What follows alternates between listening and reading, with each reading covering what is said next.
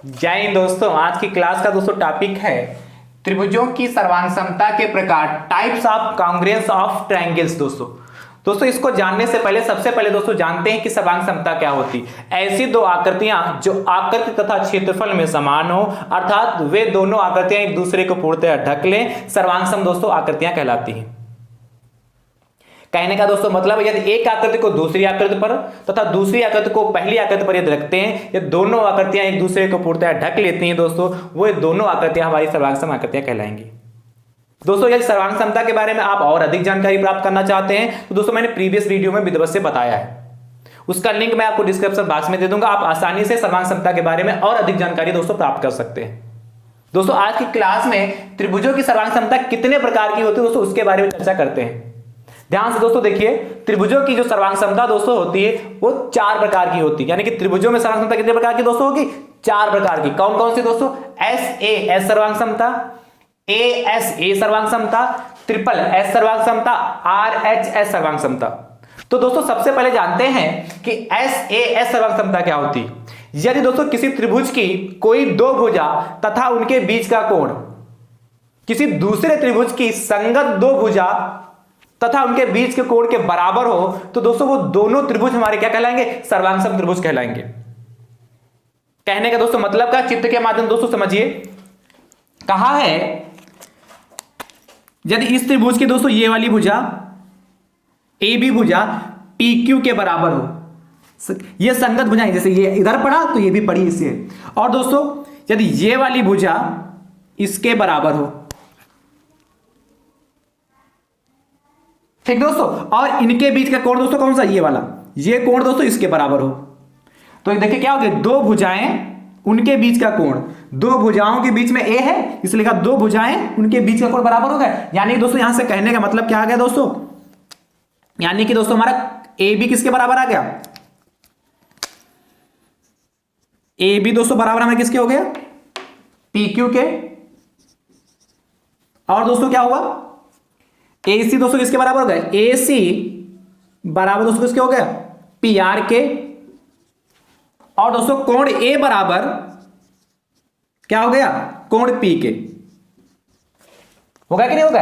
अब ध्यान से देखिए, दो भुजाएं और उनके बीच का कोण है दोस्तों, तो दोस्तों ये दोनों त्रिभुज हमारे सर्वांग सम कहलाएंगे। तो यानी कि त्रिभुज ABC दोस्तों सर्वांग समता का ये साइन होता है, दो लाइनें खींच के सीधी बराबर की और उसके ऊपर ये डिजाइन बनाते हैं, त्रिभुज PQR सर्वांग सम दोस्तों कहलाएंगे। ठीक दोस्तों, तो मुझे उम्मीद है कि आप SAS सर्वांग समता समझ चुके होंगे। यानी इसी को दोस्तों क्या कह सकते हैं? S का मतलब दोस्तों साइड, A का मतलब दोस्तों क्या? एंगल, यानी कि साइड एंगल साइड सर्वांग समता, या भुजा कोण भुजा सर्वांग समता है, या भू को भू सर्वांग समता भी कह सकते हैं दोस्तों। अगला दोस्तों देखिए, ASA सर्वांग समता क्या होती है?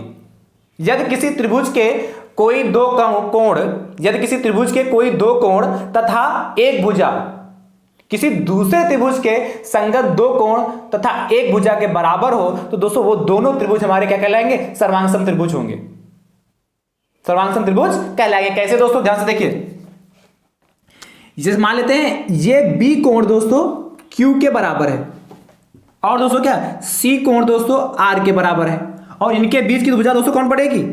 BC बराबर किसके? QR के। तो दोस्तों ये दोनों त्रिभुज हमारे कैसे होंगे? सर्वांग सम होंगे।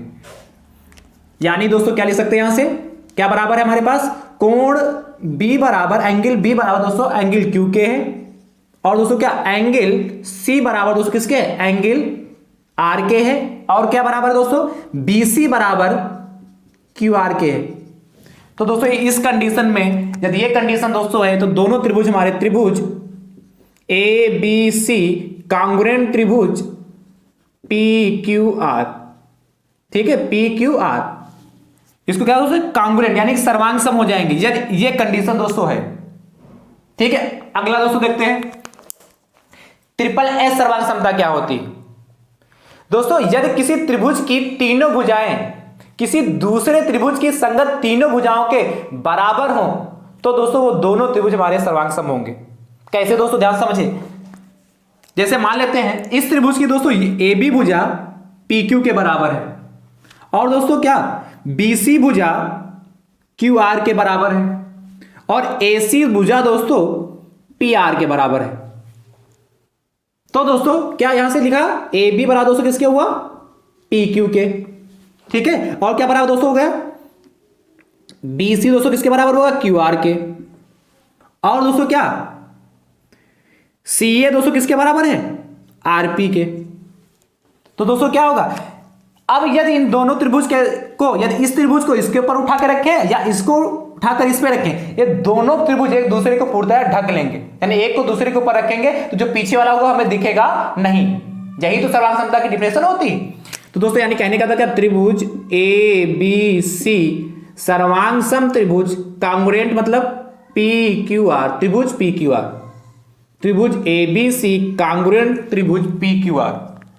तो तीसरी कंडीशन तो समझ गए, इसको क्या कहते हैं भुजा भुजा सर्वांग समता, या दोस्तों क्या भू भू सर्वांग समता से। जब भी क्वेश्चन सॉल्व करते हो तो लिखते हैं भू भू सर्वांग समता से या SSS सर्वांग समता से, ऐसे भी दोस्तों उसमें लिख सकते हैं। अगला दोस्तों के RHS सर्वांग समता। तो यदि किसी समकोण त्रिभुज में कर्ण यदि किसी समकोण त्रिभुज में कर्ण और कोई एक भुजा किसी दूसरे त्रिभुज की कर्ण तथा उसके संगत भुजा के बराबर हो तो दोनों त्रिभुज दोस्तों हमारे क्या कहलाएंगे सर्वांग सम त्रिभुज कहलाएंगे। ध्यान समझिए, कहने का मतलब क्या दोनों त्रिभुजों में दोस्तों जो हमारी कर्ण है वो बराबर होनी चाहिए, ठीक है। और क्या दोनों क्या यदि किसी त्रिभुज का कर्ण किस त्रिभुज का समकोण त्रिभुज का यदि किसी समकोण त्रिभुज का कर्ण और कोई एक भुजा ले लीजिए, मान लेते हैं ये वाली भुजा किसी दूसरे त्रिभुज के कर्ण और उसके संगत भुजा के बराबर हो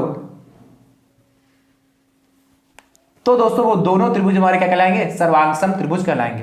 यानी दोस्तों देखिए यहां पे क्या समकोण त्रिभुज, यानी कि दोस्तों ये वाला कोण B और कोण Q तो बराबर ही होगा, समकोण है ना 90 डिग्री है कि नहीं, तो ये दोनों कोण तो आपस में बराबर ही होंगे।